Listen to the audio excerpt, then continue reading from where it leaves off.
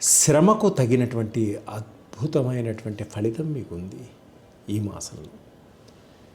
ప్రతి పనిలోనూ చాకచక్యంగా విజయాన్ని సాధించుకుంటూ ముందుకు వెళతారు. ఆగిపోయినటువంటి పనులు, అంటే ఎప్పటి నుంచో ఆగిపోయి జరగకుండా ఉన్నటువంటి పనులన్నీ కూడా ఈ మాసంలో మీరు ఆ పనులన్నీ కూడా పూర్తి చేయడం జరుగుతుంది. కొంతమంది సహాయ సహకారాలతోటి, కొంతమంది సలహాలతోటి ఆ పనులన్నీ కూడా పూర్తి చేసుకోగలుగుతారు. సంతానం కోసం ఇబ్బంది పడుతున్న వారికి సంతానం కలిగేటువంటి యోగం ఉంది.